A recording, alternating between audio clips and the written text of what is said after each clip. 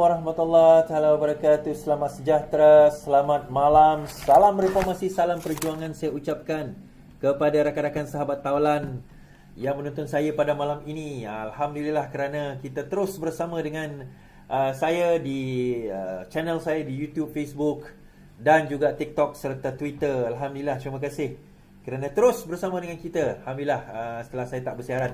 Beberapa hari lepas saya bersiaran tapi kamera saya rosak. Lepas kamera saya rosak, saya dah beli kamera baru. Ini kamera baru saya. Jadi di kamera baru ni barulah nampaklah saya dah tak boleh go live lagi. Lepas kamera itu rosak, lepas ni saya beli kamera baru.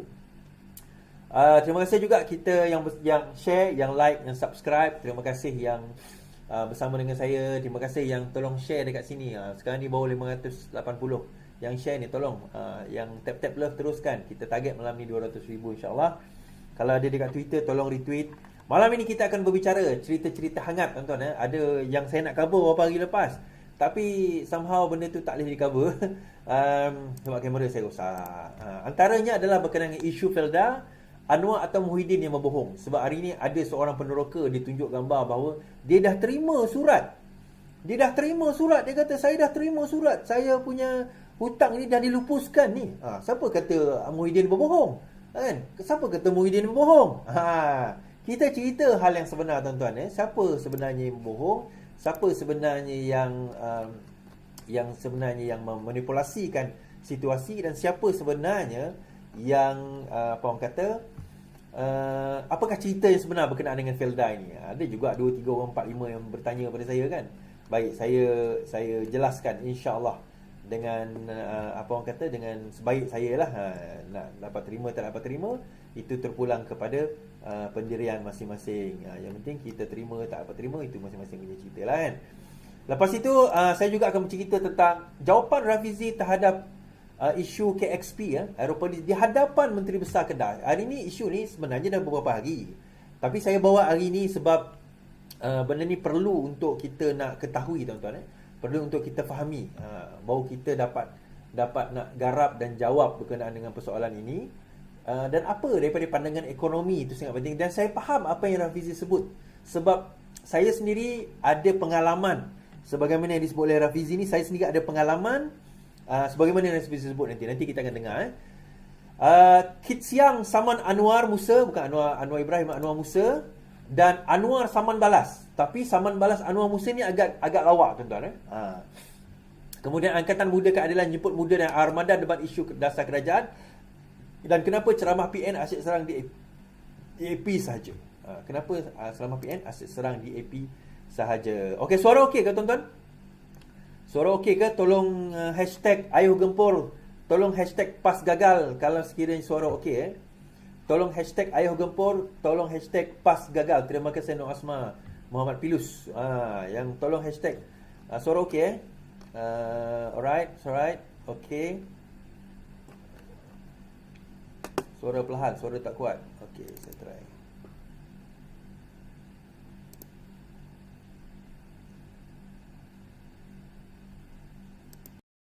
Kalau saya pakai ni, dia kuat tapi dia ambil surrounding, betul tak? Kalau saya pakai ni, dia ambil surrounding. Okey, kejap. Tapi kalau saya pakai ni, dia tak kuat. Alright. Okay. Saya tukar mic baru ni.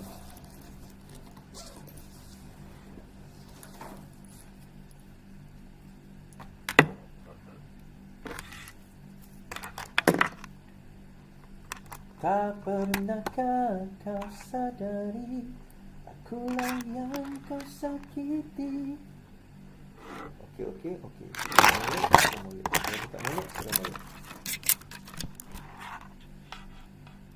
Check 1 2. Hello. Cubaan 1 2. Yang ni macam mana? Mikrofon yang ni baru ni.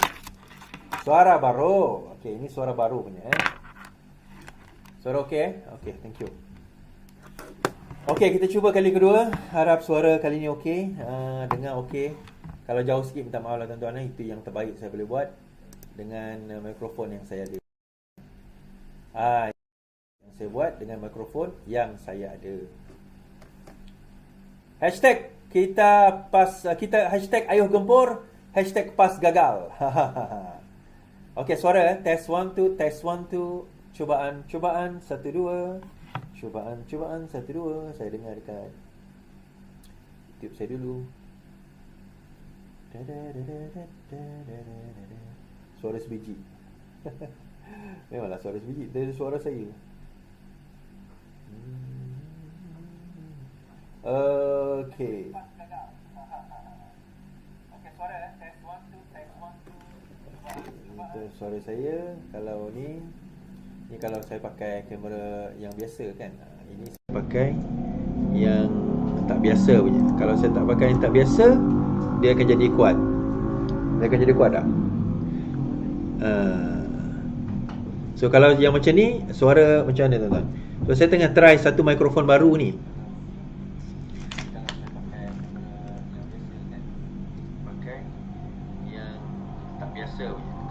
Oh, yang ni memang kalau ni boleh dengar siap suara motor pun boleh dengar, betul tak? Dengan motor boleh dengar sekali. Power. So, kalau yang macam ni suara macam mana? Saya tengah try satu mikrofon baru ni. Itu dengan motor pun boleh dengar. Power. Saya saman balas. Okey. Saman balas Anwar Musi agak rawak. Okey. So saya pakai inilah, saya pakai ini. Kemudian angkatan muda keadilan jemput. Saya pakai yang mikrofon itu lagi. Minta maaf lah tuan-tuan Almaklum lah, kita ni baru je nak jinak-jinak dengan tak jinak. Tapi barulah, okey lah tu, okey lah. Kita pakai lah apa yang pada kan. Okey lah, boleh lah, jalan lah. Hantam sajalah lagu. Okey, yang pertama sebelum kita sentuh isu yang hujung nanti, saya akan bawa tentang jawapan Rafizi. Saya akan bawa tentang isu Cikgu Bat juga ada bawa tentang laporan polis dia berkenaan dengan Tauke, dia kata Tauke yang apa orang kata yang menaja rumah Anwar Ibrahim. Baik, sebelum kita cerita semua tu, itu hujung nanti kita cerita. Tolong share, tolong like, tolong subscribe. Baik, satu undang-undang baru telah dibuat akan dalam perancangan di mana satu undang-undang digunakan akan diluluskan yang membolehkan ada satu undang-undang untuk impeach atau untuk membicarakan Perdana Menteri membicarakan Perdana Menteri. Petaling jaya. Satu peraturan baru, Dewan Rakyat perlu digubal untuk membenarkan usul mendakwa dan memecat Perdana Menteri boleh dibahaskan ahli parlimen. Yang di-Pertua Negara Tan Sri Wan Junaidi berkata, perkara tersebut akan dibincangkan bersama Speaker Dewan Rakyat Tan Sri Johari dalam masa terdekat bagi peraturan berkenaan diteliti. Negara seperti UK sudah memiliki peruntukan sedemikian dengan bekas Perdana Menteri Tony Blair telah didakwa pada tahun 2004. Kita Malaysia tidak mempunyai undang-undang pendakwaan yang harusnya ia diperkenalkan. Ia sudah dilakukan di England tahun 1800. Kita patut ada peraturan tersebut. Undi percaya atau tidak percaya terhadap kerajaan kena letak notis dalam Dewan Rakyat, katanya. Berucap dalam bertajuk kestabilan politik dalam Parlimen tergantung pada Selasa. Prosiding untuk mendakwa merujuk kepada pertuduhan salah laku yang dibuat terhadap penjawat awam. Dalam pada itu, Wan Junaidi juga bekas Menteri Jabatan Perdana Menteri mencadangkan Ketua Pembangkang Dr. Seri Hamzah Zainuddin membawa cadangan berkenaan dalam pembentangan rang undang-undang persendirian di masa akan datang. Pada masa sama, beliau turut menggesa satu akta diwujudkan untuk menetapkan tempoh penggal parlimen bagi melengkapkan undang-undang anti lembab parti yang sedia ada. Baik. Kepada Perdana Menteri bukan perkara yang baru. Kalau kita tengok dekat US sendiri pun, Trump pernah kena impeach. Dia satu undang-undang di mana ada perbicaraan terhadap salah laku Perdana Menteri. Kalau sekiranya benar salah laku itu berlaku, kadang-kadang salah laku itu tidaklah menyebabkan dia satu kesalahan daripada segi undang-undang, tetapi dia satu kesalahan dalam tata cara, tata kelola, keputusan dan sebagainya yang membolehkan Perdana Menteri itu dipecat oleh Parlimen. Itu dah berlaku memang. Di UK ada beberapa negara yang saya tahu ada impeachment terhadap Perdana Menteri atau Presiden. Ini ada di negara seperti Amerika. So bagi saya cadangan YB Junaidi bukanlah satu yang pelik. Dan kalau ada sekalipun, bagi saya satu perkara yang bagus sebenarnya untuk perkara masa yang akan datang. Cuma siapa yang boleh membawa impeachment tersebut, antara lainnya adalah kabinet-kabinet, menteri-menteri, bukan menteri. Antara lainnya adalah orang di dalam kabinet, orang di dalam parlimen dan juga mungkin pihak pembangkang sekiranya impeachment itu hendak dilakukan. Dan kalau sekiranya negara kita mencapai tahap demokrasi yang matang, kita boleh pergi ke arah tersebut sebenarnya kalau kita bawa ke arah politik yang lebih matang. Baik. Habis kat situ. Beberapa hari lepas Rafizi bercakap tentang gaji progresif. Gaji progresif. So, satu perkara yang menarik dibawa oleh Rafizi ni. Dan Rafizi membawa formula-formula baru sebenarnya. Kita bercakap Rafizi ni Raja Formula. Ni dia sedang laksanakanlah formula-formula tersebut. Orang tak faham formula dia. Sebab itu orang bertanya, mana formulanya? Dia kata, benda ni benda baru. So, benda tu baru dia perkenalkan. Baru-baru ni dia memperkenalkan kaedah IPR, Inisiatif Pendapatan Rakyat, di mana dia membelanjakan sejumlah wang itu terus pergi kepada rakyat, dan rakyat yang akan dapat benefit secara direct. Itu yang pertama. Yang kedua, baru-baru ini dia telah mencadangkan supaya klasifikasi M40, B40, T20 itu dilihat kembali, dan pengklasifikasian tersebut dibuat secara lebih teliti dan lebih halus. Dia juga yang mencadangkan supaya subsidi bersasar itu dilakukan berdasarkan pengklasifikasian tersebut. Yang kemudian beliau juga mencadangkan supaya menoktahkan miskin tegar, tuan-tuan. Tidak ada kerajaan sebelum ini bercakap tentang menoktahkan miskin tegar. Dia bukan miskin, miskin tegar. Miskin tegar ni dia ada kategori yang teruk sangat dia punya miskin dia. Dia berhujah sepatutnya dalam negara kita di mana pendapatan kita sudah mencapai lebih 1 trilion ringgit. Lebih 1 trilion ringgit GDP kita ini, kita sepatutnya sudah tidak lagi melihat rakyat yang miskin tegar tu masih wujud. Negeri yang mempunyai miskin tegar yang ramai antaranya adalah Kelantan, Sabah dan juga Sarawak. Terutama Sabah Sarawak agak pelik lah kan. Negeri yang kaya tetapi masih mempunyai miskin tegar yang ramai. Jadi itu agak pelik. Dan tuan-tuan, I tell you the truth, memang ada, memang wujud. Dan saya jumpa mereka yang miskin tegar yang saya boleh kata tak makan, tuan-tuan. Tak makan. Cerita tak makan ni bukan cerita dia tak cukup makan makanan, maksudnya dia tak boleh makan Starbucks, minum Starbucks, dia tak boleh minum makan McDonald, bukan. Itu cerita lain. Itu lifestyle. Yang ni betul-betul tak boleh tak makan. Sehari 2 hari tak makan, tuan-tuan. Ini cerita betul ni. Di negeri saya beberapa hari lepas pun saya ada terima perkara yang sama kan. Cerita di Sarawak lah. Dan ini tak seharusnya berlaku dalam sebuah negara yang sudah pun dikatakan, negeri terutama Sarawak dikatakan telah mencapai standard negeri maju. Menurut World Bank, Sarawak ni per kapitanya, setiap penduduk di Sarawak ni pendapatan RM5,000 tau, kalau ikut World Bank. Tapi itu bukan indikator kepada kejayaan sebuah kerajaan sebenarnya. Per capita income tu bukanlah satu indikator kepada kejayaan sebuah negara. Tapi tak apalah kat situ. Poinnya adalah Rafizi dah melihat bagaimana nak menoktahkan. Dan sekarang ini Rafizi pula melihat bagaimana cara dasar gaji progresif. So, dasar gaji progresif ni adalah bukanlah satu benda yang Rafizi perkenalkan. Dia satu benda yang dah lama dibincangkan sebenarnya. Cuma negara kita ni agak janggal untuk membicarakan perkara-perkara sebegini. Saya tak tahu lah, mungkin sebab YB kita pun tak faham konsep-konsep sebegini sebenarnya. Tetapi dasar gaji progresif ini adalah lebih baik daripada kita meletakkan dasar gaji minima yang diperjuangkan oleh beberapa.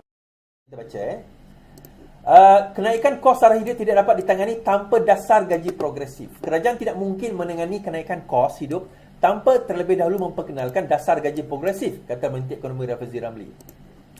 Bahagian lain mengenai kos sara hidup ialah sepanjang masa kita selalu bercakap tentang apa yang boleh kita lakukan tentang harga, tetapi ada perkara yang lebih penting iaitu upah, tegasnya. Rafizi bercakap pada forum Hard Talk The Economy on the Track of Side Track pada persidangan undang-undang antarabangsa diadakan Kuala Lumpur hari ini. Kita membentangkan kepada kerajaan kertas dasar atau model gaji progresif pada awal Ogos. Dan ia adalah perkara paling tidak popular yang saya lakukan dalam tugas saya sebagai menteri, katanya secara berseluruh. Selepas forum itu, Rafizi memberitahu pemberita bahawa kerajaan sekarang adalah yang pertama menyatakan komitmen untuk melaksanakan dasar gaji progresif. Kita memerlukan kerangka kerja yang bertanggungjawab dan sumber kerajaan serta kerjasama dan penerimaan daripada majikan mengenai perkara ini. Ini adalah bagaimana kita boleh menyelesaikan isu kos sara hidup dengan lebih baik. Pada bulan Ogos kita akan membincangkan dasar itu dan kemudian kita akan melihat mekanismenya. Kita perlu berbincang dengan majikan dan kesatuan kerja, katanya. Kesan jangka panjang, Rafizi berkata adalah penting bagi rakyat memahami kesan jangka panjang subsidi yang akan diberikan dan keupayaan kerajaan untuk mengekalkan subsidi tersebut bagi mengurangkan lonjakan kos sara hidup. Mereka tidak sedar jika terlalu banyak unsur subsidi, ia mempunyai dua kesan. Pertama, kita alihkan wang daripada kerajaan semata-mata untuk mengawal harga barang. Tetapi ini sudah ke tahap yang kita tak mampu lagi. Apa yang kita ada adalah dasar yang terlalu mengawal. Kita perlu beralih daripada fasa subsidi ini, katanya. Rafizi berkata, kertas dasar mengenai dasar progresif akan dibentangkan di Majlis Tindakan Ekonomi Negara pada Ogos. Kita dilaporkan berkata dasar yang dibangunkan oleh Kementerian dan Menteri Sumber Manusia itu bertujuan memastikan pertumbuhan gaji rakyat yang lebih inklusif dan didorong ke arah penjanaan pendapatan yang lebih baik. Rafizi juga berkata tumpuan kepada pertumbuhan gaji rakyat akan menjadi tema utama dalam perancangan ekonomi negara di bawah rancangan Malaysia akan datang serta mampu menangani kos sara hidup. Baik. Ini yang saya cerita dalam live yang lepas, tuan-tuan, berkenaan bagaimana kita nak menyelesaikan isu kos sara hidup, saya kata. Dan saya sebut benda ni, saya kata untuk kita nak menyelesaikan isu kos sara hidup ni, ada dua perkara kita perlu lakukan. Yang perkara pertama ialah kita kena sama ada kurangkan kos atau tingkatkan pendapatan, atau kedua-duanya sekali. So macam mana kita nak kurangkan kos? Kita tak boleh kurangkan kos kehidupan rakyat dah, tuan-tuan. So berkereta, ada handphone, kita kata makan, minum, sewa rumah atau bayar duit rumah, itu dah jadi keperluan. Bayar duit rumah atau bayar sewa rumah, berkereta, bukan naik motosikal, berkereta, berkenderaan, itu dah jadi keperluan. Ada mobile phone pun dah jadi satu keperluan. Kita tak boleh kata itu dah kemahuan, itu dah keperluan sebenarnya. Jadi daripada situ kita nampak, daripada segi kos sara hidup, daripada segi pendapatan, dia sudah maksudnya kos dia tu sudah ada satu tahap yang dia tak boleh, dia sudah berada dekat lantai dah berada dekat floor. Untuk nak reduce dia tak boleh. So kalau kita nak bercakap tentang kos lagi, macam mana cara kita nak mengurangkan kos? Kerajaan pun dah tak boleh subsidize lagi. Kerajaan berada dalam dah berada dekat ceiling dah. Yang rakyat dah berada dekat lantai untuk mengurangkan kos. Kerajaan nak subsidi dah berada dekat ceiling untuk nak kawal harga barang. So satu kaedah, kita kena tingkatkan pendapatan. Dan saya kata for so many years, pendapatan rakyat sendiri, gaji permulaan itu tidak bertambah. Saya ingat tahun 2000, dahulu 2000, tahun 2005, 2006, starting salary untuk diploma, saya rasa dalam pada waktu itu lebih kurang 1415 diploma kalau tak silap saya, mungkin kurang sikit. Degree 18, 16, 18 pada waktu itu. Ini tahun 2005, lebih kurang 20 tahun yang lepas, hampir 20 tahun yang lepas. Sekarang ni saya tengok gaji pun lebih kurang macam tu, dia tak jauh beza, tuan-tuan. Gaji dia pun lebih kurang 1,600, 1,800, dia masih lagi berada pada tahap demikian. Dan kita bukan bercakap soal gaji swasta saja, kita bercakap tentang kerajaan. Sebab itu Datuk Seri Anwar Ibrahim hari itu sudah pun bercakap mengenai untuk revise balik gaji penjawat awam yang setelah ada yang sekian lama. Paling awal, paling terkini pun yang direvise ada pada tahun 2015. 2015 lebih kurang hampir 10 tahun dahulu gaji kerajaan direvise. Yang ada pegawai kerajaan jumpa saya, kita borak, bincang sebagainya, dia kata ada gaji dia orang JLC, bukan kerajaan, JLC ataupun mungkin agensi kot, 20 tahun tak pernah revise, tuan-tuan, dari segi tangga gaji. Now, daripada sini kita nampak komitmen kerajaan PMX ni nak revise gaji tersebut. Baik, itu untuk pegawai kerajaan. Untuk swasta bagaimana? So, untuk swasta, Rafizi sudah nak membentangkan tentang gaji yang lebih progresif. Rather than kita bercakap tentang gaji minima. Gaji minima ni sebenarnya ada pro dan ada con. Tapi dia lebih banyak con daripada pro.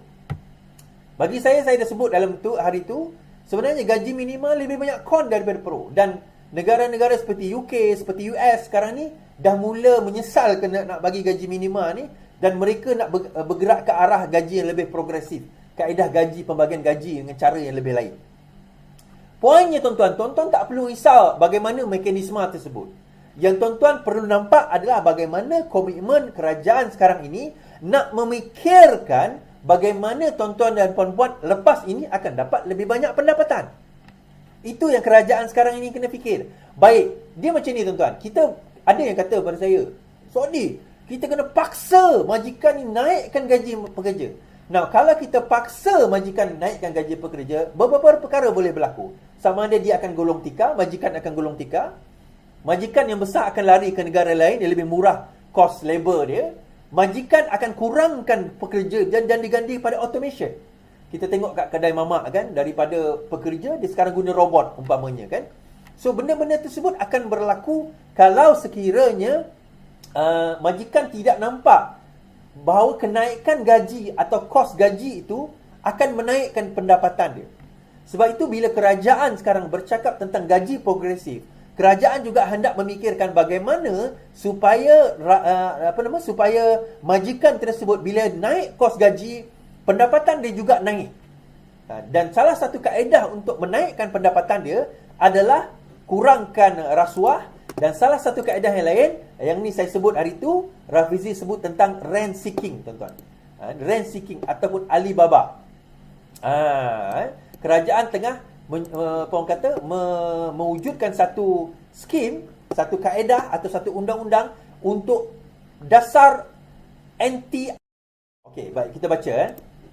Kerajaan dalam tindakan berangka dasar anti Alibaba, rent seeking, dan mempercepatkan hala tuju peralihan tenaga, NETR. Mesyuarat M10 pada 10 Julai membincangkan dua perkara utama, iaitu merangka perundangan berhubung Alibaba atau rent seeking dan inisiatif pelan hala tuju peralihan tenaga, NETR. Mesyuarat bersetuju secara prinsip bahawa budaya Alibaba memberi impak negatif kepada ekonomi dan kerajaan serius untuk menangani dan membasmi aktiviti ini. Anggaran kerugian mencecah sekitar 1% daripada KDNK. KDNK kita 1.4 trilion. Kalau 1% tu pun bilion, tuan-tuan. Dan melibatkan aspek perolehan, pelaksanaan pemberian permit dan kuota, pemberian subsidi dan geran. Oleh demikian, Kementerian Ekonomi Jabatan Peguam Negara dengan pelibatan kementerian agensi kerajaan mengkaji dan merangka dasar dan strategi perundangan bersesuai membantras aktiviti rent seeking. Okey. Yang kedua, mempercepatkan inisiatif pelan hala tuju peralihan tenaga bagi pemangkin kepada strategi mengangkat negara sebagai pemaju serantau dalam tenaga boleh baru. Projek-projek flagship rintis dan inisiatif ini bagi meningkatkan penyertaan industri hala tuju kerajaan dalam meneroka sumber baru dan membentuk permintaan pasaran. Yang ni renewable energy kot. Now, kita cerita rent seeking tadi. Kita cerita rent seeking. Now, bila kita cerita tentang dasar gaji progresif, dia tak boleh kita nak gaji ni naik, tapi pendapatan majikan tak naik. Dia tak boleh jadi macam tu. So, pendapatan majikan pun kena naik, baru dia boleh bagi gaji lebih. Okey, baru dia boleh bagi gaji lebih. Itu sebenarnya. Kadang-kadang, tuan-tuan, majoriti majikan ni bukan dia tak nak bagi gaji lebih. Dia kata, macam mana aku nak bagi gaji lebih sedangkan pendapatan aku pun tak seberapa. Kenapa tak seberapa? Rasuah berlaku, songlap berlaku. Nak jumpa menteri, nak jumpa setiausaha politik, kena bagi duit. Nak jumpa orang ni, kena bagi dana, kena bagi rasuah, kena songlap, kena bayar itu, kena bayar ini. Another one adalah Alibaba, rent seeking. Rent seeking ni macam mana? Baik. Dia ada company. Okey, dia ada company. Company dia company kelas A lah umpamanya, ataupun G1, G1. Dia boleh buat projek ratus juta. So apa dia buat? Orang pakai company dia, ambil projek, dia ambil commission di atas projek tersebut. Okey? So contoh dia ambil commission 5%. So dia hanya dapat income 95%. Tapi dia tak buat projek. Dia pula sub kepada company kedua. Company kedua ni ambil katakanlah 80%. Kemudian sub pula kepada company ketiga. Company kita ambil 75%. Sub pula pada company keempat, kepada company 5. Akhirnya company ke-6 ke-7 yang dapat projek tu, dia hanya dapat pendapatan 50% contohnya. So daripada segi pendapatan dia kurang. Yang atas ni ambil commission. Yang bawah ni yang buat kerja betul-betul, tapi dia terpaksa buat kerja, bagi gaji sikit, dia bagi pendapatan sikit, sebab untung dia pun sikit. Dia pun dapat sub-sub. Kenapa yang atas ni dapat, bawah ni tak dapat? Salah satunya adalah suapan, rasuah. Salah satunya kaedah dengan dia guna kabel, kita kata rasuah lah tadi, suapan. Dia guna suapan, dia guna rasuah. Yang itu antara penyebab kepada teruknya keadaan ekonomi negara kita dan menyebabkan pendapatan pun amat berkurangan. Sebab itu majikan-majikan kadang-kadang tak mampu lagi nak bagi gaji yang lebih tinggi, disebabkan dia pun terpaksa ambil atas orang, tuan-tuan. Perkara inilah sebenarnya yang kita nak kena lawan. Ini reformasi yang kita nak duk lawan-lawankan. Bukannya kita sekarang ni, kita dah kerajaan, tuan-tuan, bukan macam muda kan. Mana dia reformasi kamu? Mana dia reformasi kamu? Ya, kamu bercakap, inilah dia reformasi kami nak buat. Kamu jangan memekak kat luar, masuk dalam, tolong kita lah. Dan kenapa dasar ini berlaku, tuan-tuan? Kenapa dasar ini berlaku? Antara penyebab utama dasar ini adalah Mahathir. Ni saya cerita tentang, bukan saya cakap, Profesor Jomo cerita, dia ekonomis, pakar ekonomi negara kita, dalam satu forum beliau berkata, pakar ekonomi terkemuka Jomo Kawame Sundarma dan hari ini merumuskan legasi ekonomi Dr. Mahathir khususnya mengenai dasar penswastaan yang dipeloporinya semasa memegang jawatan Perdana Menteri. Jomo mendakwa Mahathir mengambil dasar itu yang disadur daripada bekas Perdana Menteri Britain Margaret Thatcher dengan tambahan cita rasa Malaysia, iaitu penswastaan kroni. Kenyataan Jomo pada persidangan Undang-Undang Malaysia Antarabangsa hari ini telah mengundang gelak para hadirin, namun dia tidak menjelaskan lanjut mengenai perkara itu. Kemudian dengan rekod liberalisme baru, dia kata, Jomo kata Mahathir ni yang bawa liberalisme baru. Dia memulakan satu polisi yang mentadbir dasar buruh murah, katanya. You see, dasar buruh murah. Jomo bercakap dalam forum bertajuk Hatok Ekonomi di landasan atau tergelincir pada persidangan Undang-Undang Malaysia Antarabangsa yang diadakan, yang Rafizi tadi hadir jugalah. Kemudian Jomo mengajak hadirin mengenang tempoh pemerintahan Mahathir selama 22 tahun sebagai Perdana Menteri. Dia bermula seperti yang diingati oleh beberapa orang yang lebih tua di sini, melalui perindustrian dengan dasar pensyarikatan Malaysia dan sebagainya. Kira-kira setengah dekad kemudian, semua dasar ini diabaikannya, kata Jomo. Dari 60 bank jadi 10 bank. Kemudian masa krisis keuangan tahun 97 dan 98, kami mempunyai satu situasi yang baru.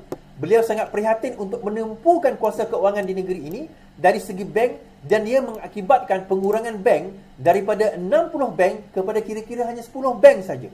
Kerana pada masa itu, kalau kita tengok Bank Bumi Putra, orang kata Southern Bank, banyak lagi bank kemudian dikonsolidate, termasuklah RHB pada waktu itu dikonsolidate masuk dalam bank utama, ada yang masuk dalam CIMB. CIMB ni sebenarnya bank baru, tuan-tuan. Kira barulah zaman kita orang. Saya sempat merasa CIMB yang mula paling awal. Mahathir mula-mula mengumumkan dasar penswastaan pada tahun 1983. Ia selaras dengan dasar pensyarikatan Malaysia dan berharap beban kewangan kerajaan dapat diringankan. Pada awal 2000 dilaporkan bahawa kerajaan telah membelanjakan berbilion untuk mengambil alih semula beberapa projek yang diswastakan sebelum ini, termasuk Malaysia Airlines dan pemaju harta tanah UEM Group. Menjawab pengkritiknya pada masa itu, Mahathir, juga Menteri Keuangan, sehingga tahun 2003 berulang kali mempertahankan dasar penswastaan sebagai pembangkit kepada pembangunan infrastruktur Malaysia.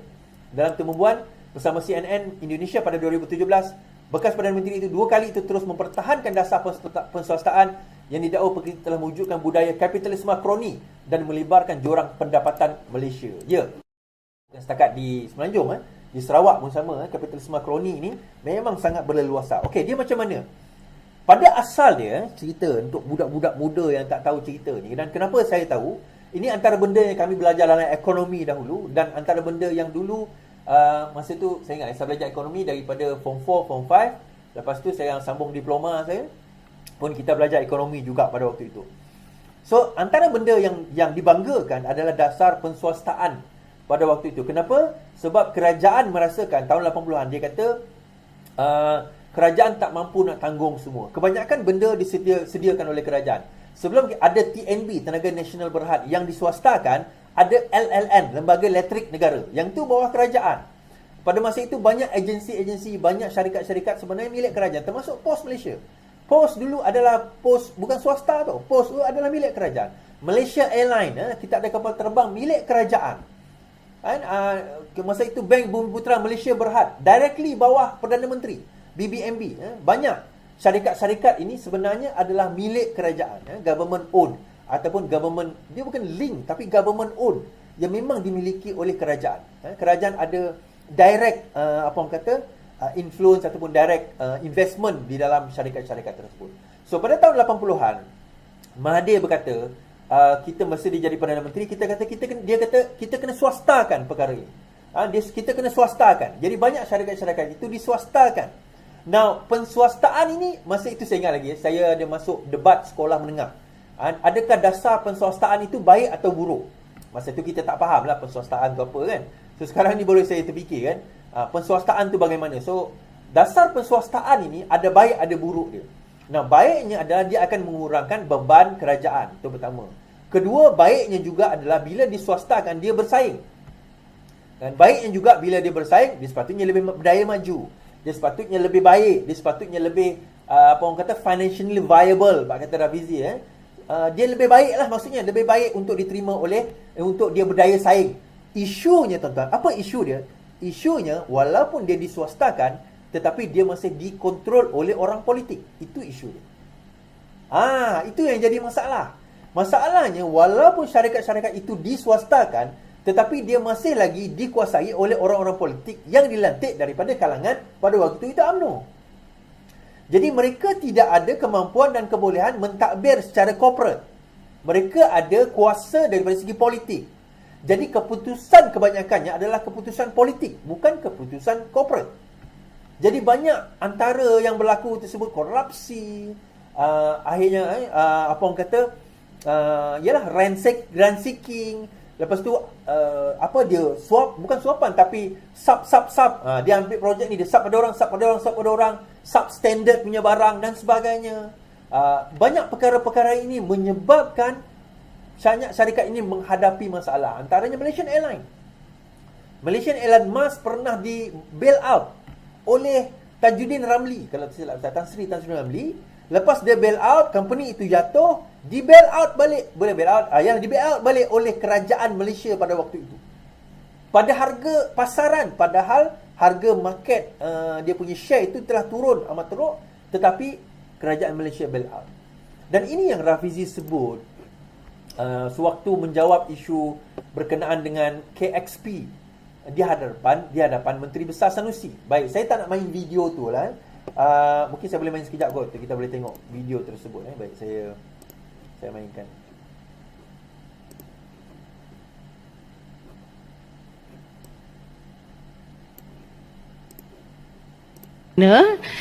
Bagaimana pandangan dan komen tentang perkara ini. Jadi harapan kami lah, orang Kedah ni memang nak lihat lah KSP untuk ada di negeri Kedah. Terima kasih banyak.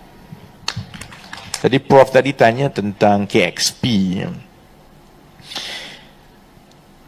Saya tak ada full detail and was not involved in full detail, but I'm aware lah dari segi kronologi, dari segi the background, daripada dia mula-mula 2015 dahulu and so on kan. And I think that proses itu dia sekarang ini ialah melibatkan MOT kan, Kementerian Pengangkutan. Jadi I think whatever that has to happen dari segi penilaian, pandangan MOT sebelum dia sampai ke peringkat EPU ataupun kabinet itu perlu berlaku lah kan. Cuma kepada soalan Prof tadi, I would like to caution this concept that if it's a privately funded project, what's the problem? Because infrastructure project, awalnya yang datang tu semua kata privately funded. Part of the problem kita di peringkat kerajaan persekutuan ini ialah kerana projek-projek yang kata privately funded inilah. Because eventually dia tak jadi financial viable. Dia tak viable in the long run. Saya, boleh beritahu MB terus. I come from private sector. Saya sebenarnya tak ada isu projek apa-apa. But saya kalau yang dalam kabinet ke, dalam M10 ke, yang selalunya susah dengan saya, I drill on the financial viability. As best as possible, kalau ada pihak swasta boleh buat sesuatu and it's financially viable on its own, seronok kita jadi kerajaan. Because everything dia akan tumbuh semua kan. Tapi selalunya lah pengalaman saya, dan we have to be very careful on this. Termasuklah kerajaan negeri, termasuklah kerajaan pusat, bukan saja soal KXP, tapi apa-apa projek infrastructure.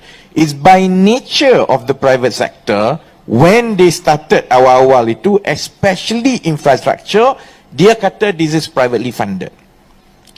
But usually it's hardly privately funded because they are not bankable on their own. Bila dia kata nak buat projek 2 bilion, 3 bilion, dia tak ada 2-3 bilion. Dia perlukan kelulusan kerajaan negeri, perlukan kelulusan kerajaan pusat. Dia pun pergi ambil surat kelulusan tu, dia pergi pinjam dengan bank. That's where the problem is. Sebab the money for them for infrastructure project is pembinaan. Dia tak peduli dah lepas tu 20-30 tahun jadi apa. Because they get their margin already at the beginning.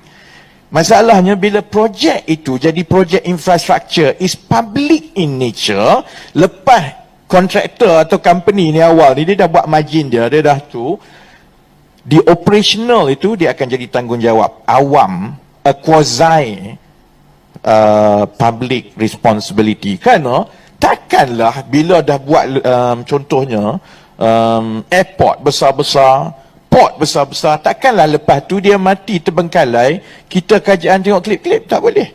That's where then they comes the unintended consequence untuk fasa seterusnya, yang mana they will come and cakap, ini apa nama ni, projek ini bermasalah, kerajaan kena tambah lagi, kerajaan kena mula masuk. Pengalaman kita, saya bagi contoh, pengalaman kita mengendalikan KLIA. Kalau saudara-saudari ingat, KLIA tahun 1990-an dulu, masa nak dibuat itu ialah kerana kita yakin kita boleh mengambil alih Changi. Jadi kita belanja buat semua. But you know where KLIA now? And how much burden it is to the government. And when I say government, itu bukannya burden kepada kerajaan semata-mata, burden kepada rakyat lah. Because whatever we have to pay, kan? Jadi kalau kebimbangan saya ialah yang tu, saya masa Datuk Seri Menteri Besar duk cakap pasal KSP tadi, I want to know, and I have not seen it, hantar kepada saya KSP full detail. Is my training to scrutinize financial project. I actually want to see how exactly they want to make money. Okay. Right. Okay. Alright. Okay, so nampak video tadi okay. Dia ada yang kata tak faham lagi siapa benda Rafizi cakap ni. Dia macam ni, tuan-tuan. Dan berkaitan dengan apa yang saya cerita tadi, daripada segi dia bersambung gaji progresif, pendapatan syarikat, kroni kapitalisme, kroni perswastaan secara kroni. Dia panggil kroni privatization, kemudian rent seeking, kemudian perkara ini. Bila KXP, ni saya terus pergi kepada apa yang KXP. Bila kata KXP ni tidak dilulus oleh kerajaan federal, tak dilulus oleh kerajaan federal, tuan-tuan, bak kata Adi, bekas Ketua Menteri Melaka, dia kata nak lulus port dekat Melaka tu ambil masa belasan tahun. Dia kena scrutinize antaranya Kementerian Pelancongan, EIA, ekonomi. So daripada segi ekonomi, Rafizi kata dia akan lihat daripada dollar and cents, dipanggil financial viability, kemampuan daripada segi keuangan so-called company yang nak buat projek tersebut. Dia macam ni, tuan-tuan, saya nak cerita. Bila orang tu datang, dan trust me, ada orang datang saya cerita bawa projek bilion-bilion. Ada, bukan sekali dua, banyak. Bukan sekarang ni, zaman sebelum ni pun cerita, kita ada PFI, private financial initiative, yang mana kita ni projek ni financially privately financially funded, dia kata. Kita keluar duit sendiri, tak payah keluar duit kerajaan, bla bla bla bla. Baik, saya tanya soalan pertama, saya tanya, kalau tak keluar duit kerajaan, macam mana kamu nak dapat duit tu? Projek ni bukan sikit, tuan-tuan, ratus juta ke bilion.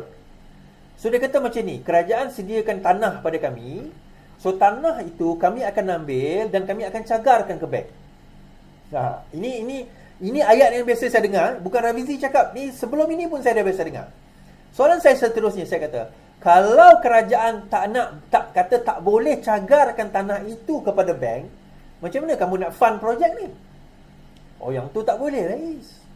Kami nak kena cagarkan tanah itu ke bank, baru boleh kami buat projek ini. Jadi mereka sebenarnya talk about hundred of million, billion punya projek. Dia tak ada pun financial backup of billion of dollars atau billion ringgit ni. Mereka akan bergantung kepada surat yang dikeluarkan oleh kerajaan. Kan dia akan keluarkan surat, kerajaan negeri kata diluluskan projek ini untuk anda buat sekian-sekian. Dia macam perumahan lah. Bila dia dah acquire tanah untuk buat perumahan, progress itu sendiri dia dah boleh jual ke bank, dan bank sudah boleh bayar progress fee untuk dia sambung continue dia punya construction tersebut. So in the short run, pada peringkat permulaan memang dia boleh buat. Nak bina bukan susah tuan-tuan. Nak bina tu tak susah. Isu dia lepas dah bina, then macam mana you nak dapat balik apa orang kata, nak dapat balik wang yang telah dibelanjakan tersebut. Adakah kamu akan run ataupun someone else akan run, dan mampukah dia untuk nak dapatkan balik duit yang kamu telah belanjakan? The end of the day, mana ada orang masuk buat projek dia tak minta untung. Of course dia akan minta untung. Dia akan fikirkan pasal keuntungan. So itu dipanggil financial viability. Ada keuntungan. Saya bagi contoh lagi tuan-tuan.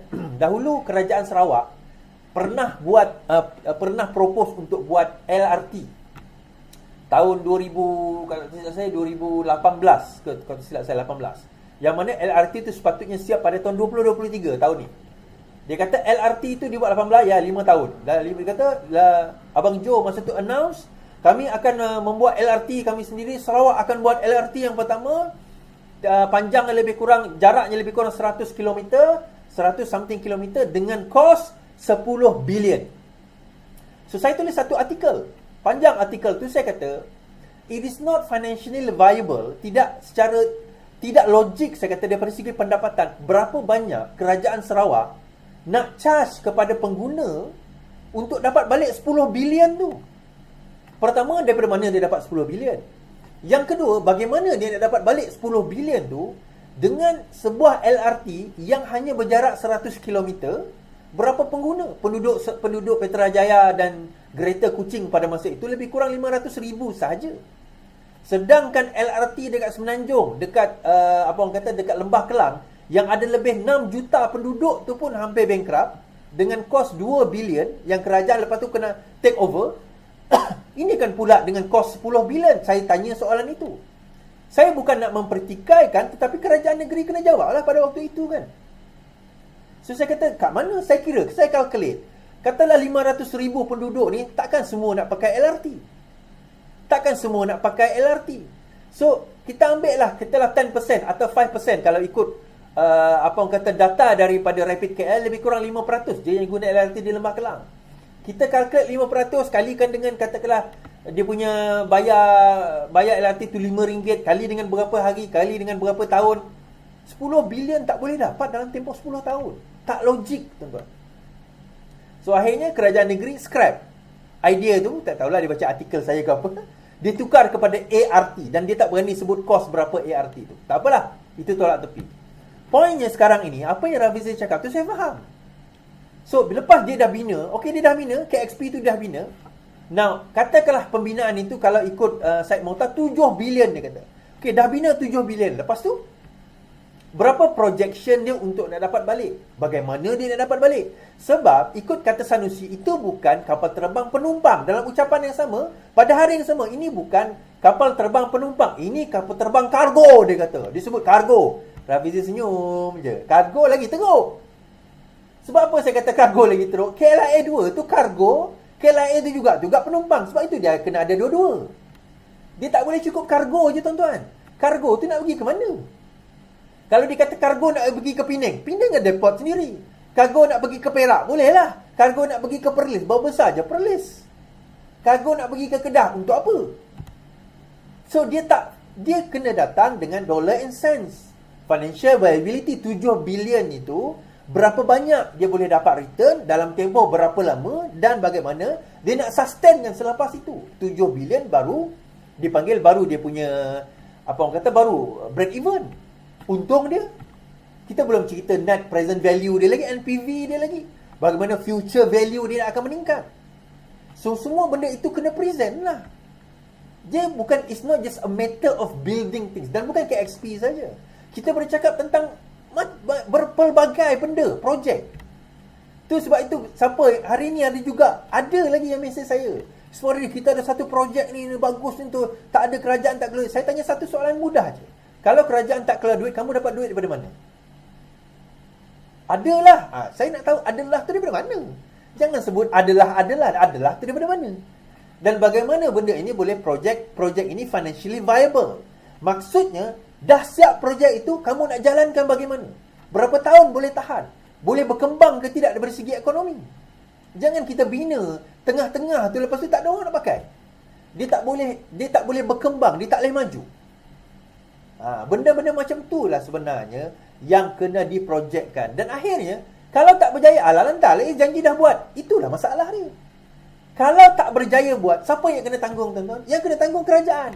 Kerajaan kena buy out, kena take over, kena beli, kena bail out. Kalau kerajaan tak take over, macam KLIA yang Rafizi sebut tadi. Kalau kerajaan tak take over, akhirnya tinggal jadi gajah putih.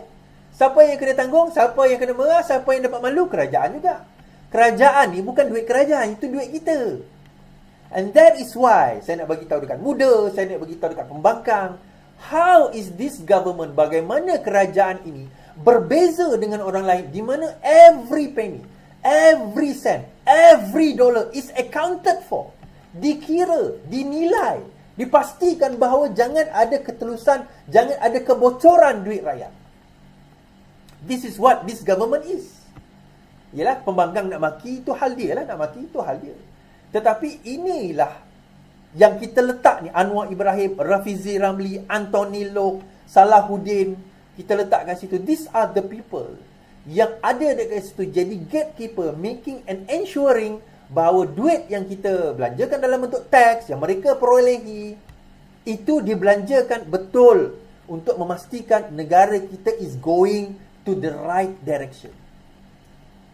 Bukannya tuan-tuan, dapat dana, dapat jawatan, apa dia buat?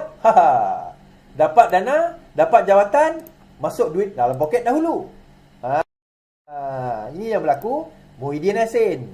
Muhyiddin Yassin hari ini dakwaan suapan 232.5 juta mengikut pendakwa raya, tiada diskriminasi terhadap Muhyiddin.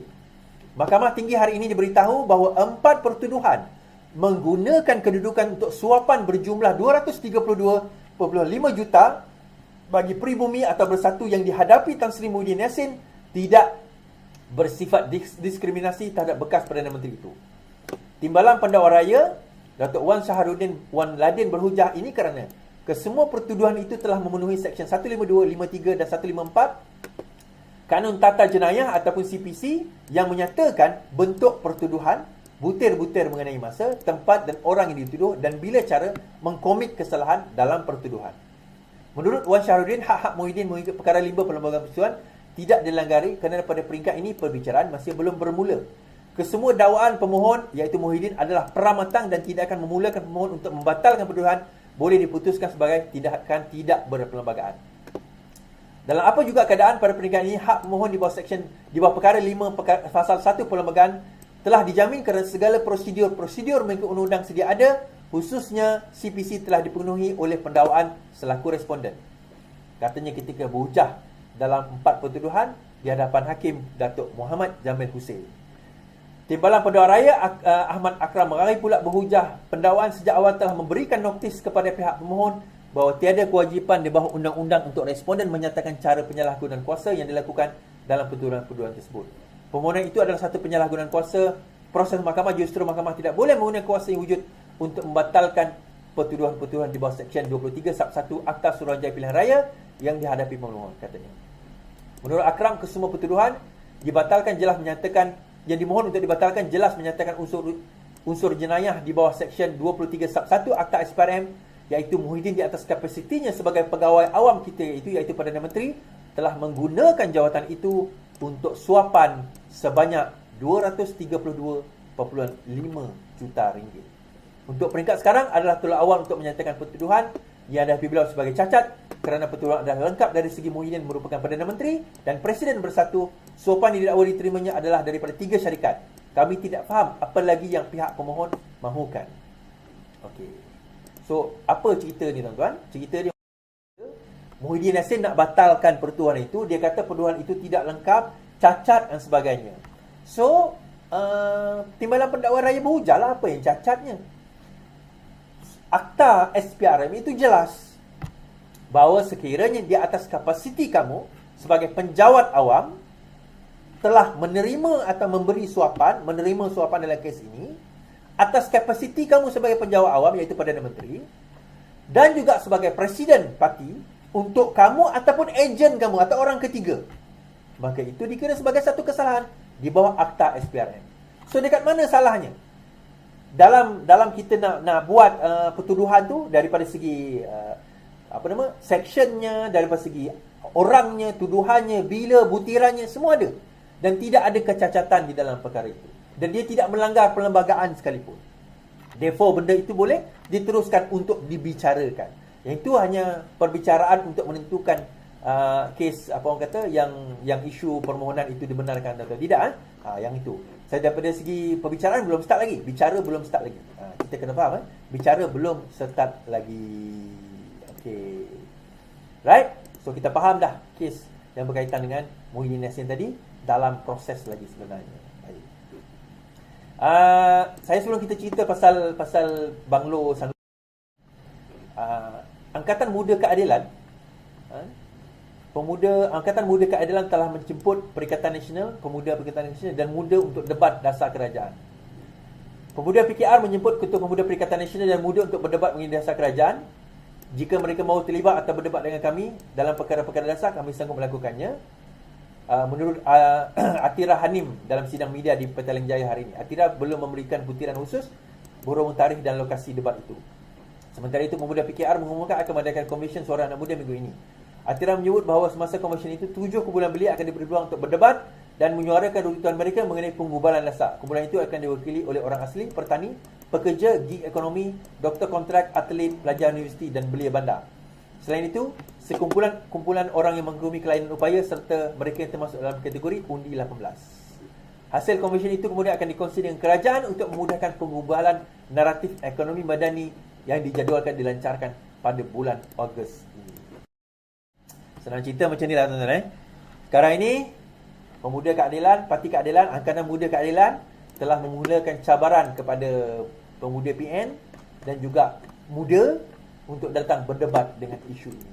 Jadi, tidak lain tidak bukan, terimalah perdebatan tersebut. Wahai muda, wahai pemuda PN, apa kata? Apa kata? Terima kasih. Apa kata? Sambut. Sambut, jangan tak sambut. Sambut, jangan tak sambut. Sambut, jangan tak sambut. Baik. Allah. Malam ni kita panjang sikit. Malam ni kita panjang sikit. Apa Sabar Boleh? Walaupun saya ada yang dah telina kan. Angguk-angguk je dengar saya live ni. Kita sabar sikit kan. Teruskan share 214 ni. Tak perlu tuan-tuan, tak sampai 200,000 lagi ni. Macam kita sampai 200,000 ni. Baik. Cerita hari tu ceramah Anwar Musa. Dia mengatakan bahawa dia akan saman bahawa Lim Kit Siang terlibat dengan peristiwa 13 Mei. Saya kata Lim Kit Siang terlibat dengan 13 Mei. Baik, tak lama lagi kena saman ni. Saya kata Anwar Musa kena saman. Yes, Lim Kit Siang kata nak saman beberapa hari lepas. Lepas tu Anwar Musa kata saya dah lama tunggu Lim Kit Siang saman. Dan yang peliknya, Anwar Musa buat saman malas, counter sue di Siang. Baik, saya baca. Saya dah lama tunggu Kit Siang saman. Bekas ahli Parlimen Ketereh, Anwar Musa menegaskan dia sama sekali tidak gentar dengan saman yang dikemukakan veteran DAP berhubung dakwaan yang mengaitkannya dengan tragedi 13 Mei. Malah bekas pemimpin UMNO yang kini bersama PAS itu, dia akan mengambil tindakan saman terhadap Lim kerana tuduhan dilemparkan terhadapnya. Hari ini saya dapat surat saman daripada Lim. Saya sampai dijemput orang ramai telefon bagi tahu Lim Kit Siang saman kerana ucapan saya dibacok. Saya kata tak ada masalah. Saya dah lama sebenarnya tunggu Lim saman supaya bertemu buku dan luas. Dia fikir dia boleh bully Anwar Musa. Saya berpegang apa yang saya kata. Dia saman saya, lusa saya akan serahkan pula peguam saman dia, katanya.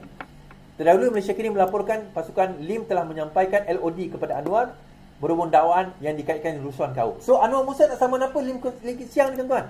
So akhirnya dia kata ahli Kepong Lim Eng menyuarakan rasa hairan dengan tindakan ahli PAS Anwar Musa mahu membuat saman balas terhadap veteran DAP Lim Kit Siang. Menurut ahli Parlimen DAP itu, Anwar sepatutnya berasa disanjung jika dibandingkan dengan Presiden PAS. Okey. Sejak menjatai PAS, berkata Anwar menjadi pelik. Anwar Musa menjadi pelik. Semalam antara perkara pelik yang dinyatakan ialah niatnya untuk saman balas Lim Kit Siang kerana dakwa dia mencontohi Anwar. Adakah Anwar cuba menjadi relevan? Okey. Terima kasih Razlan. Buat train. Oh, tersasul lah baca. Sejak menjadi, okey, dia macam ni lah saya nak cerita. Terima kasih Syed. Ini lawak tuan-tuan, ini lawak. Anwar Musa betul-betul buat lawak kali ni. Okey. Macam mana saya nak start Lim Kit Siang dituduh oleh Anwar Musa terlibat dengan peristiwa 13 Mei. So Lim Kit Siang samalah Anwar Musa. Hari tu dia menang saman lawan dengan Tan Sri Hanif Omar, bekas Ketua Polis Negara. Dia menang. So lepas ni, maksudnya kalau Anwar Musa nak kena saman, Lim Kit Siang akan menang sekali lagi. Itu yang pertama. So untuk menutup malu dia saman balik Lim Kit Siang atas dasar apa? Sebab Lim Kit Siang menyamakan dia seperti Hadi Awang. Okey, tuan-tuan, proses tu dulu. Anwar Musa saman Lim Kit Siang sebab Lim Kit Siang menyamakan Anwar Musa sama dengan Hadi Awang. So, kat mana samanya kat situ soalannya? Saman defamation ni tuan-tuan, apabila kita telah merendahkan reputasi seseorang itu dengan fitnah sehingga rendah reputasi atau tercalar ataupun buruk reputasinya, maka kita boleh saman dia. Dia ada 3 elemen saya kata. Dia mesti satu kenyataan yang bersifat fitnah, yang disiarkan secara umum ataupun bertulis ataupun secara kata-kata, dan merosakkan reputasi. Isu merosakkan reputasi, bila Lim Kit Siang kata dia sama macam Hadi Awang, so adakah Anwar Musa setuju bahawa Hadi Awang ni teruk? Itu soalan saya. So kalau Anwar Musa setuju bahawa Hadi Awang ni amat teruk sehingga rosak reputasi Anwar Musa, seolah-olah Anwar Musa mengatakan, kau jangan samakan aku dengan Hadi Awang. Hadi Awang tu teruk, aku tak teruk. Umpama macam tu. Faham Jadi adakah Anwar Musa menghina Hadi Awang? Sebab itu saya kata saman tu pelik. Sebab kata ahli DAP tadi tu. Sebab itu ahli DAP Lim Lip Eng tadi tu, ahli Parlimen Kepong tu kata dia pelik. Itu yang dimaksudkan oleh Lim Lip Eng tadi tu. Kan itu yang dia maksudkan. Kenapa dia saman balas dalam keadaan seolah-olah dia merendahkan Hadi Awang? Kan? Jadi peliklah tuan-tuan Kalau tuan-tuan boleh fikir dan boleh brain benda ni, satu benda yang menarik jugalah untuk nak difikirkan. Satu benda yang menarik untuk difikirkan. Baik, cerita Banglo Sanusi. Cerita Banglo Sanusi. Habis dah cerita Lim Kit Siang dengan Anwar Musa tadi. Kita cerita Banglo Sanusi sebelum last kali kita pergi pada Felda. Baru-baru ni ada satu tular di orang kata sosial media lah, yang Sanusi Madno ni, Menteri Besar Kedah ni, Sanusi ni, dia ada rumah banglo bernilai 7.8 juta dikatakan. Tular dikatakan bahawa ada satu rumah bernilai 7.8 juta. Banglo mewah di Sik bukan milik Sanusi. Dia ada satu posting, besar sungguh banglo ini, katanya di Sik Kedah, harga pula 7.8 juta. Kita tengok tangkap layar ni tuan-tuan screenshot ni. Ni tanah dia, ada tu banglo kat sini. Kan, ni banglo dia 7.8 juta. Tetapi Sanusi menafikan itu adalah banglo beliau. Okey, dia menafikan itu banglo beliau. Dia kata itu banglo abang dia. Dia kata bukan banglo saya. Abang Budin bertarung dengan you kumpul duit. Sebab abang dia tu kerja offshore, bertarung dengan you. Ingat abang dia apa? Kerja tangkap ikan you ke? Menteri Besar Kedah Sanusi mendakwa pefitnah sedang bekerja keras menjelang pilihan raya. Menulis satu kenyataan disiarkan di portal Harakah Daily, Menteri Besar itu berkata banglo berkenaan adalah milik abangnya yang bekerja sebagai penyelam dasar laut. Oh, betul lah, dia berlawan dengan you. Mengapa jadikan dia mangsa seolah-olah rumah itu dibina dengan duit haram, sedangkan dia telah lama bekerja keras mencari rezeki atas titik peluhnya sendiri? Apa salah dia kepada kalian sehingga tidak berkira-kira langsung menyebar fitnah, sedangkan kalian tidak kenal pun siapa pemilik rumah itu? Oh, sedih sekali beliau berkata. Saya tak nak cerita banyak-banyak, tu tak boleh baca sendiri. Tuan-tuan, dia kena fitnah, nangis-nangis dia sebar fitnah, dia tak ada masalah pula. Kan, dia sebar fitnah, tak ada masalah. Jangan dia kena fitnah. Tak, tuan-tuan, itu mungkin rumah abang dia, kita tak nafikan. Okay? Mungkin rumah abang dia. Mungkin dia selam lah, dia menjelam kerja offshore. Mungkin mampu boleh beli rumah 7.8 juta. Tak apalah, itu rezeki abang dia. Biarkan. Tapi dalam masa yang sama, hari ini, fitnah yang sama dimain oleh siapa? Cikgu Bat. Cikgu Bat main fitnah apa, tuan-tuan? Isu rumah Anwar Ibrahim. Itulah baru-baru ini pasal isu rumah Anwar Ibrahim, elektrik dia dan juga dia punya air dia atas nama seorang Cina. Okey. Cikgu Bat gesa siasat Rumah Anwar didakwa miliki Allah. Tauke misteri. Ahli Jawatankuasa Penerangan Bersatu menggesa SPRM menyiasat Perdana Menteri Ibrahim berhubung pemilikan kediaman peribadinya di Kajang, Selangor. Bercakap kepada pemberita di Putrajaya, Badrul yang kenali sebagai Bat mendakwa rumahnya dimiliki oleh tauke Cina yang penuh misteri. Cikgu Bat berkongsi dokumen didakwa ditandatangani oleh Setiausaha Sulit kepada Anwar yang mengesahkan banglo itu dimiliki oleh individu yang dikatakan ahli pendegar. Dalam sidang media yang diadakan setelah membuat laporan polis, Badrul membangkitkan isu Anwar menggunakan beberapa kereta mewah yang didakwa bukan milik pengurusi Pakatan Harapan itu. Ini termasuk kereta Jaguar yang dimiliki oleh Yayasan Aman Berhad yang Anwar adalah pengasas dan penasihatnya, dan BMW didakwa dimiliki ahli perniagaan lain dari Selangor. Sudah menjadi kebiasaan bagi Anwar untuk bergerak dengan kereta mewah walaupun sebelum menjadi Perdana Menteri. Bagaimanapun, tiada rekod mana-mana kereta dalam senarai aset dan isytiharkannya. Betul? Menurut Bas, Anwar sepatutnya berhenti bercakap mengenai ketulusan jika dalam masa sama menggunakan premis dan kenderaan yang bukan miliknya. Okey, saya jawab. Jangan risau, saya jawab. Pertama sekali, Cikgu Bat, anda tunggu surat saman fitnah daripada Anwar Ibrahim. Kedua, Cikgu Bat, saya nak bagi tahu. Sewaktu kamu lepas buat laporan SPRM, kamu ada tanda tangan satu surat, satu dokumen, di mana kamu tidak boleh mendedahkan butiran apa laporan kamu kepada SPRM kepada awam. Dan sekiranya kamu mendedahkan, di mana kamu sedang buat sekarang ini, di mana kamu buat sidang media, ia adalah satu kesalahan jenayah di bawah Akta SPRM. So, saya harap ada orang buat laporan ataupun pihak SPRM akan buat laporan dan ambil tindakan kepada Cikgu Bat kerana mendedahkan perkara ini. Kau cuba nak menutup. Bukan. Itu bukan saya punya undang-undang, itu SPRM punya undang-undang. Yang ketiga, tuan-tuan. Hanya kerana kita menggunakan harta ataupun kereta ataupun rumah ataupun helikopter ataupun apa saja barang yang dipinjamkan kepada kita, soalan saya, adakah ia satu kesalahan di bawah mana-mana undang-undang? Itu soalan saya. Adakah ia satu kesalahan di bawah mana-mana undang-undang? Dan Cikgu Bat sendiri kata bahawa BMW dan Jaguar itu Anwar dah guna sebelum Anwar jadi Perdana Menteri lagi. Maksudnya, sebelum jadi Perdana Menteri dia dah guna. Adakah saya pinjamkan kereta saya atau kenderaan saya kepada mana-mana menteri? Itu satu kesalahan daripada segi undang-undang. Ataupun menteri menggunakan kereta tersebut atau aset tersebut, satu kesalahan daripada segi undang-undang. Itu yang pertama. Yang kedua, isu rumah tadi tu, tuan-tuan. Ni saya nak bagi tahu dan saya nak cerita lah. Bahawa apa dia? Rumah itu, saya ada tak kenyataan ini ya? Saya tak boleh dedah kot benda ni. Saya cerita je lah, tuan-tuan. Saya cerita lah. Rumah tu bukan Anwar Ibrahim punya, tuan-tuan. Kalau bukan Anwar Ibrahim, betul lah toke Cina punya.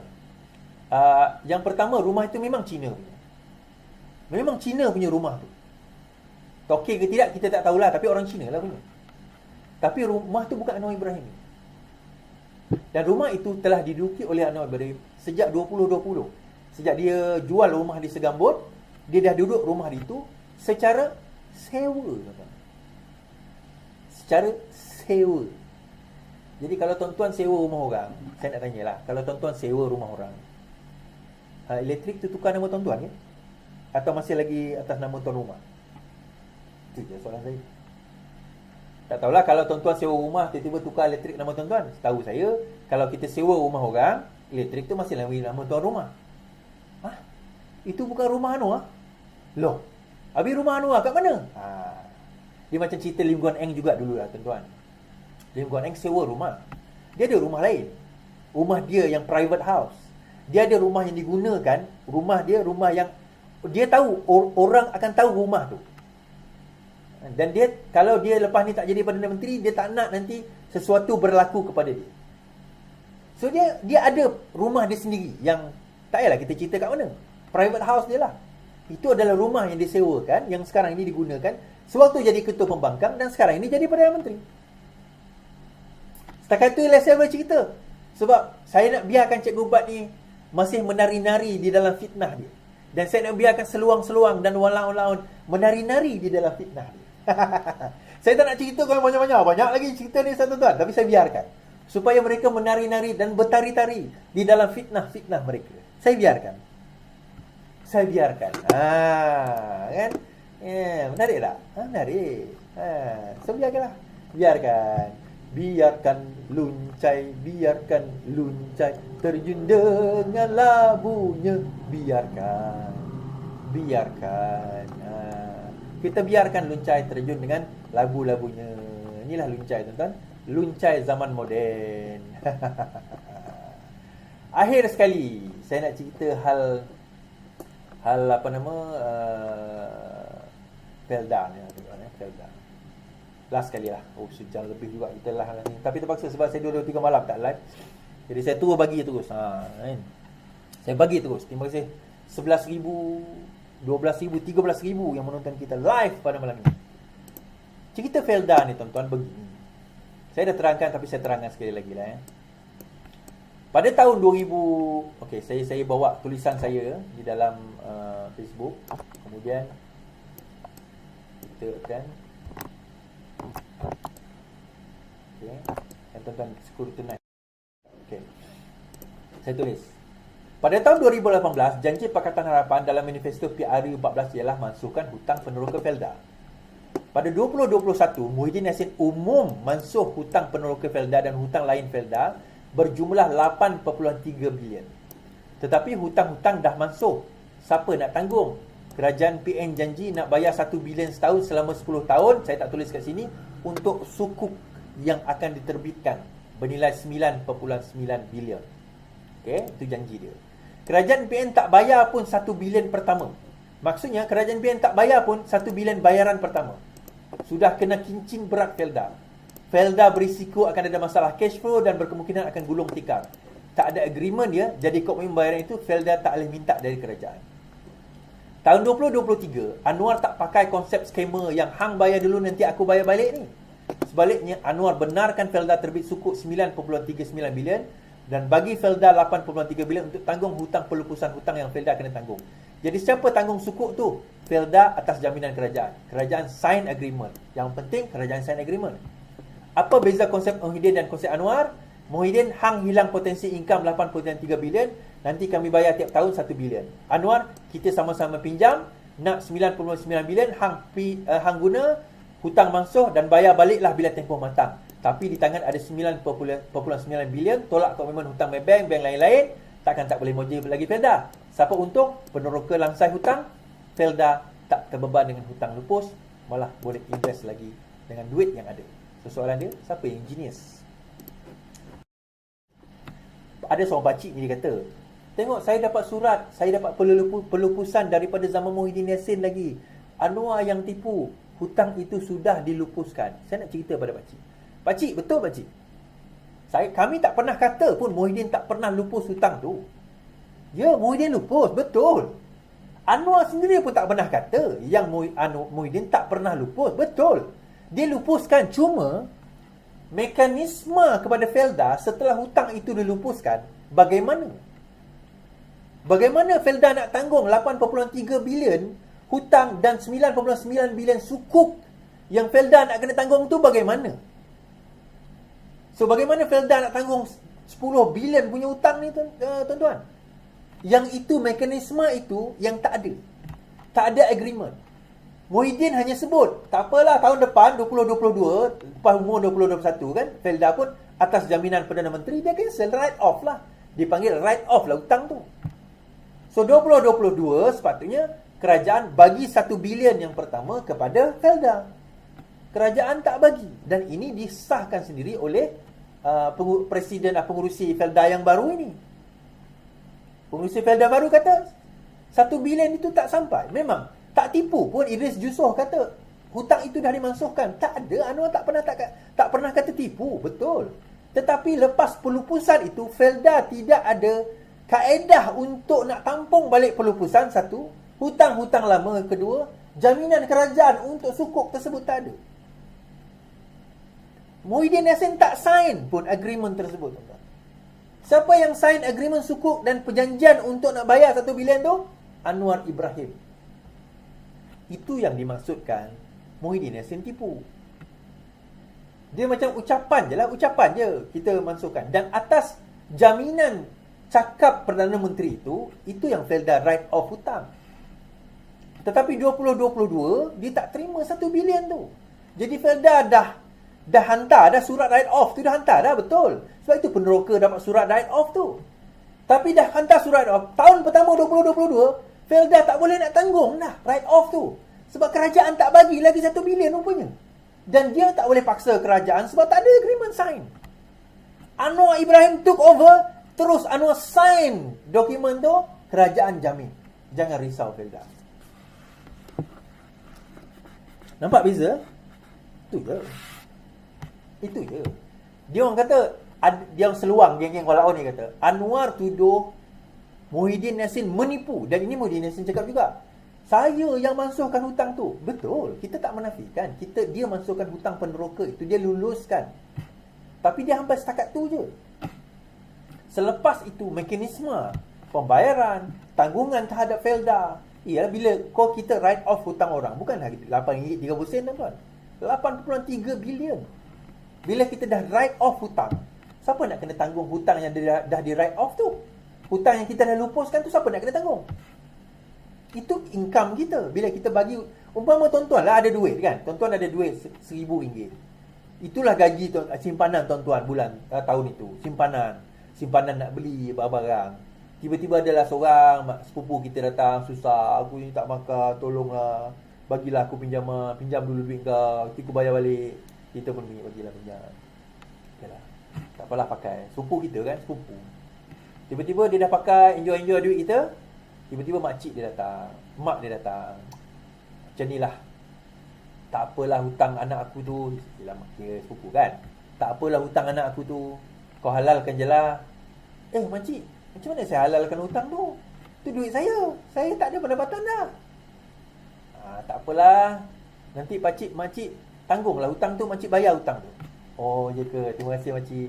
Okeylah, Jenal. Nama dia Jenal, sepupu kita. Jenal, aku kira halal lah hutang kau tu tak apa makcik, bulan depan makcik bayar 100 selama 10 bulan. Settle lah hutang kau. Baik, terima kasih makcik. Masuk bulan depan makcik, 100 makcik, hutang saya 100 yang Jenal tadi tu pinjam. Kita tak ada agreement. Tapi saya dah masukkan hutang dia. Kamu dah masuk hutang dia, hal kamu lah. Jadi dah masuk hutang, dah tak ada. Yang tu pula tak bayar kita, habis dia nak tanggung macam mana? Terima kasih. Dia nak tanggung macam mana tuan-tuan? Felda nak tanggung macam mana? So datanglah seorang pakcik. Pakcik yang lain lah pula datang. Tak apalah, pakcik lah tanggung. Kita sign agreement. Bulan depan pakcik bayarlah saya punya agreement. Papa boleh saman pakcik. Pakcik tu yang selamatkan dia. Faham tak faham tuan? Tak faham lagi, aku tak tahu. Baiklah tuan-tuan, itu saja daripada saya pada malam ini. Terima kasih kerana terus bersama dengan saya. InsyaAllah. Terima kasih. Macam saya kata hari itu, saya announce akan buat community LTL. Itu saya dah announce, saya tahu. Dan saya mana-mana community LTL yang ada sebelum ini, saya akan activate kembali. Alhamdulillah, kita punya sistem pun dah hampir siap. Dia ambil masa betul. Kita nak buat sendiri, kita bukan ada duit yang banyak. Kita nak buat sendiri, ambil masa. Minta maaf, saya betul-betul minta maaf. Dan kita akan wujudkan komuniti ini, dan kita akan bantu ekonomi rakyat kita, tim kita, dan kita akan bantu juga kerajaan dalam kita nak meningkatkan ekonomi negara, insyaAllah. Sekian daripada saya. #PasGagal, #Ayuh Gempur. Selamat malam, selamat beristirahat. Yang penting lawan, tetap lawan. Assalamualaikum.